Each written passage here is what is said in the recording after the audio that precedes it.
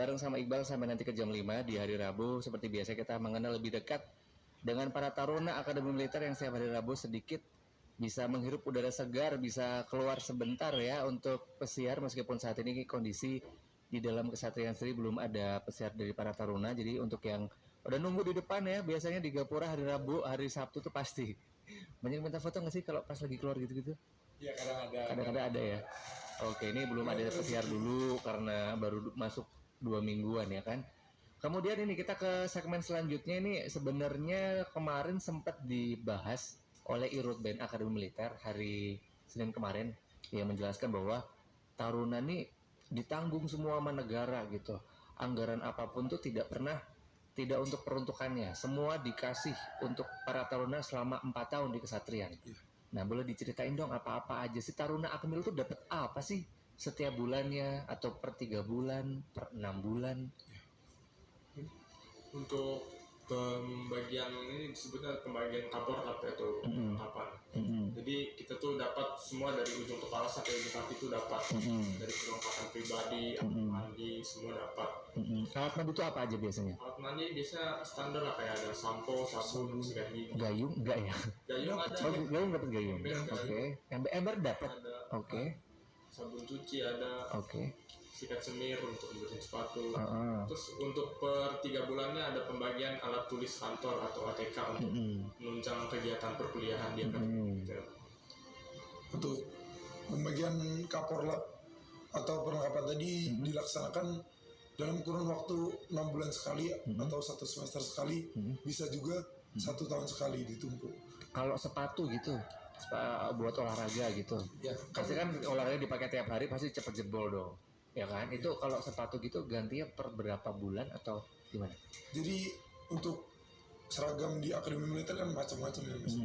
Ada olahraga lah, seragam harian, seragam upacara, itu semuanya kita dapat. Kemudian untuk penggunaannya kebetulan awet-awet Mas barangnya, kualitasnya bagus-bagus juga.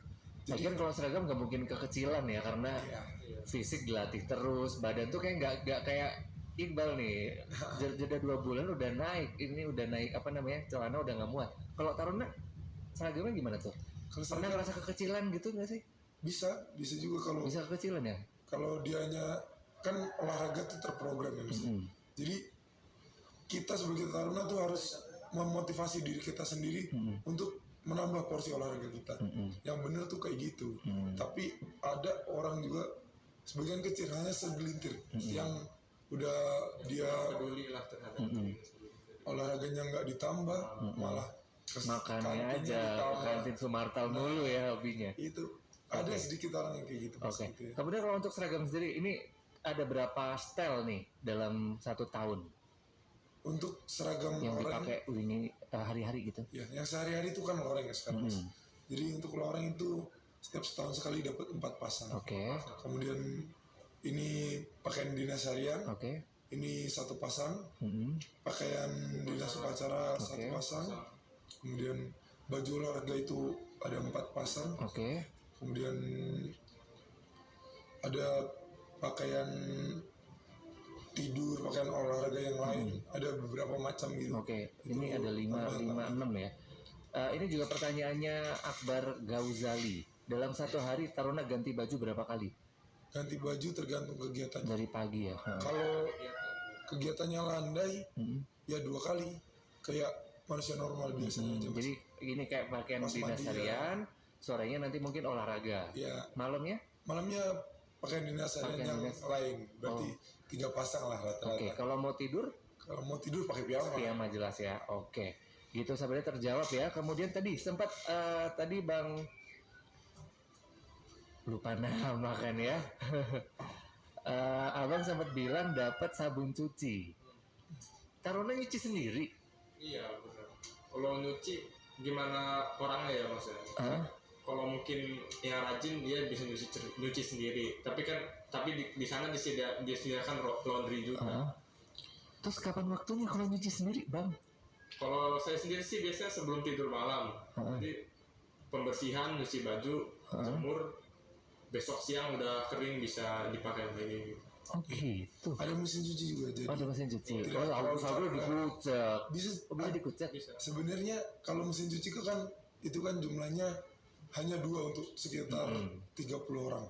Jadi dari kami sendiri alternatifnya agar tidak antri itu kami nyucinya sendiri.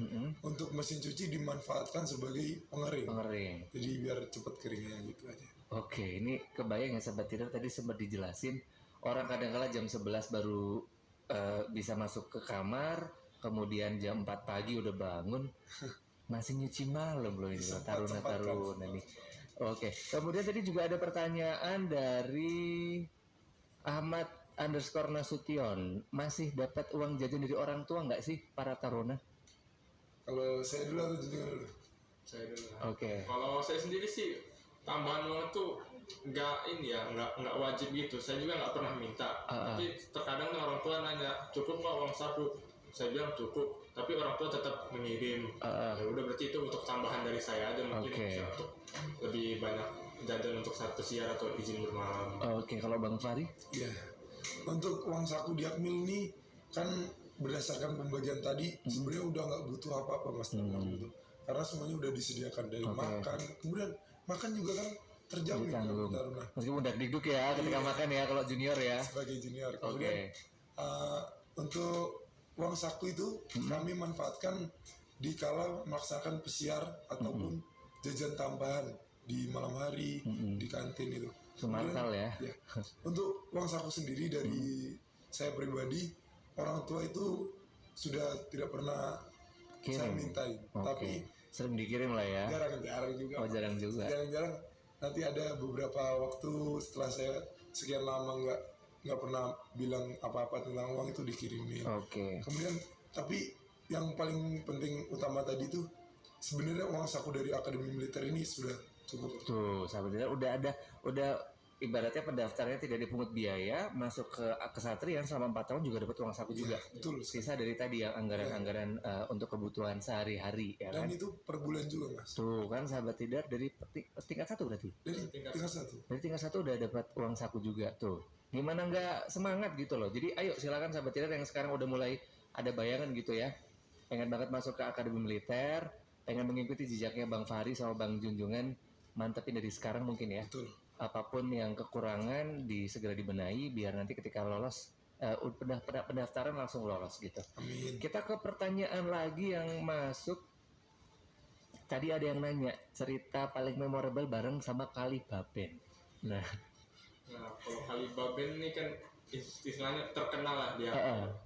Jadi kalau pengalaman saya sendiri sih tentang Kali Baben ini yang paling berkesan ketika awal masuk menjadi taruna, itu caprata atau calon prajurit taruna. Dimana saat itu kan kami masih peralihan antara dari sipil ke militer. betul. Yang saya ingat waktu itu tuh kami dimasukkan ke Kali Baben. Terus ada pelatih yang bilang, kalian di sini masuk Kali Baben, kalian dibuang semua sifat-sifat sipil kalian dan telah resmi didirikan sebagai seorang militer. Jadi menurut saya itu yang paling berkesan.